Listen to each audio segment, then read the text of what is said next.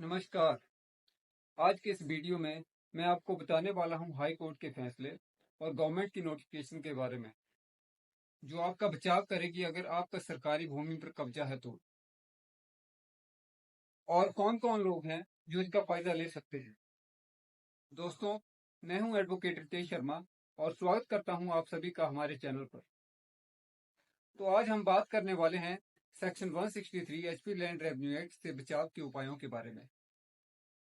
यानी कि अगर आपका सरकारी भूमि पर अवैध कब्जा है तो आप कैसे उससे बच सकते हैं। बहुत रेयरली होता है दोस्तों कि सेक्शन 163 के तहत बनी अवैध कब्जे की मिसल में आप अपना बचाव कर सकें, मगर ये मुमकिन है कुछ परिस्थितियों में, जो मैं आज आपके साथ इस वीडियो में बताने की कोशिश करूंगा और प्रयास करूंगा कि आप तक सही जानकारी दे सकूं जिसका आप फायदा ले सकें। और हाई कोर्ट के फैसले को भी मैं आपको दिखाऊंगा और उसकी डिटेल भी आपके साथ शेयर करूंगा। बस आप वीडियो को स्किप ना करें और अंत तक बने रहें। इस वीडियो को बनाने का मेरा मकसद यही है कि अगर किसी व्यक्ति ने अपनी जिंदगी भर की कमाई से अपना मकान बना रखा है और किसी मजबूरी या कारणवश उसका मकान सरकारी भूमि में है, तो उस मकान को गिरने से बचाया जा सके।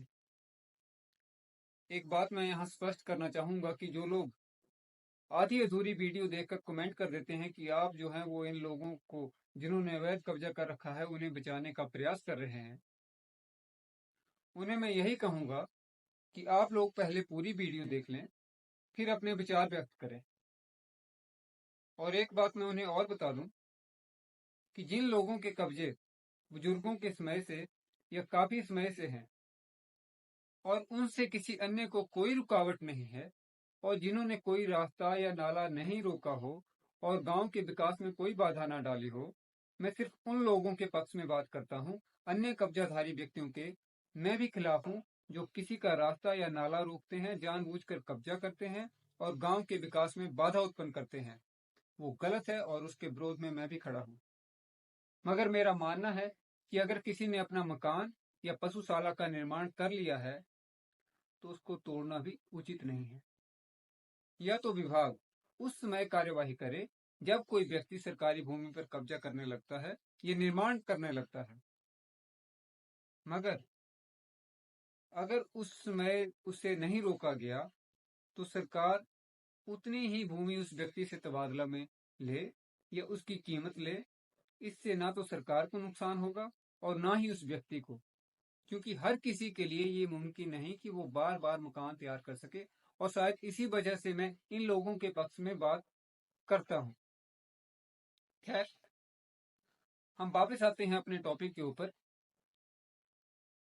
तो अगर आपके खिलाफ भी अवैध कब्जे की मिसल बनी है या विभाग ने आपको नोटिस दिया है कि आप सरकारी भूमि से कब्जा खाली करें, या आपका कोई परिचित है जिसके खिलाफ ये कार्रवाई चली हुई है, तो आपके पास क्या रास्ता है। या तो आप कब्जा खाली कर दें या फिर अपना बचाव करें। और बचाव की जरूरत उसी को है जिसने अपना मकान या पशुशाला का निर्माण कर रखा है या काफी लंबे समय से खेती करता आ रहा है। तो जैसे कि आप जानते ही होंगे कि अगर आपका हिमाचल में सरकारी भूमि पर अवैध कब्जा है तो आपके खिलाफ section 163 HP land revenue act के तहत कार्रवाई की जाती है और तहसीलदार के द्वारा आपको उस भूमि से इजेक्टमेंट के ऑर्डर पास किए जाते हैं।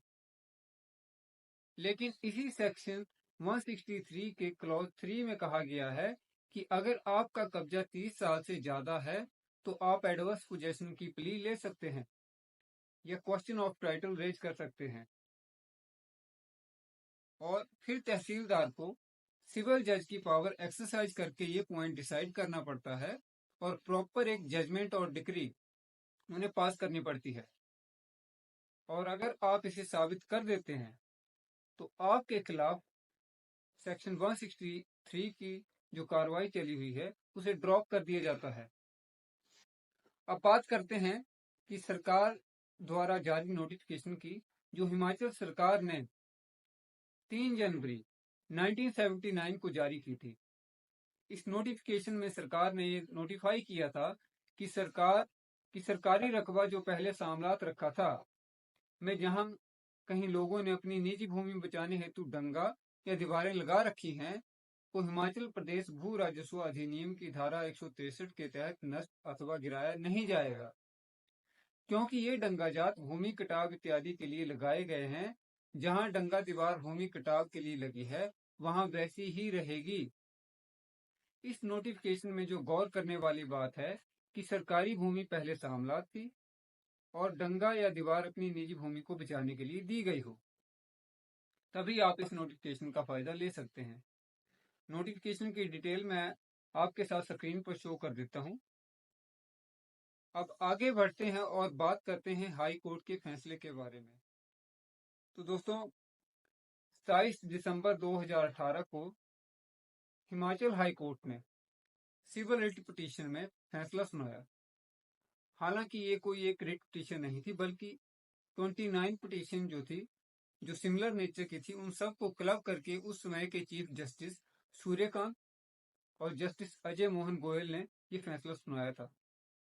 उसमें 2002 की regularisation policy on government land और 2017 का जो ड्राफ्ट था, जो कुछ बदलाव के साथ लाया गया था, उन सब को डिस्कस किया गया था।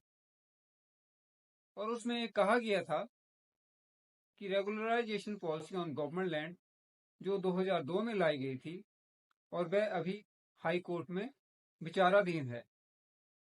Poonam Gupta versus state of HP जो केस है, उसमें वो अभी पेंडिंग है मैटर। और जब तक सरकार उस पर कोई अंतिम फैसला नहीं ले लेती, तब तक मौका पर ऐसा स्थिति बनाई रखी जाए। उस फैसले को मैं स्क्रीन पर दिखा देता हूं और जो ऑर्डर हाई कोर्ट ने सुनाया था उसे एक बार पढ़कर सुना देता हूं। It is clarified that the policy decision as may be taken by the state government will be subject to the judicial review by this court.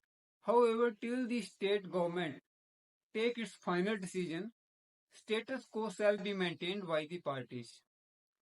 In other words, petitioners shall not raise any construction, further development, but their possession shall be kept intact till the policy decision is taken. यानी ना तो सरकार उन लोगों को जमीन से बाहर निकालेगी और ना पिटिशनर्स को मौका पर कोई फर्दर कंस्ट्रक्शन या चेंज करेंगे। इस फैसले को आप हाई कोर्ट की साइट से या ई कोर्ट्स ऐप से डाउनलोड कर सकते हैं। केस की डिटेल भी मैं आपको बता देता हूं। CWP नंबर है 2559, ईयर है 2018, टाइटल है बिमला देवी वर्सेस स्टेट ऑफ एचपी। फैसला की तारीख 27 दिसंबर 2018 है। इस डिटेल के साथ आप आसानी से फैसला की कॉपी को डाउनलोड कर सकते हैं। बाकी रेगुलराइजेशन पॉलिसी जो मैंने अभी डिस्कस की, उसके ऊपर मैंने पहले ही एक डिटेल वीडियो जो हो बना रखा है, जिस पर काफी प्यार मुझे आप सब लोगों की तरफ से मिला, जिसका लिंक मैं डिस्क्रिप्शन में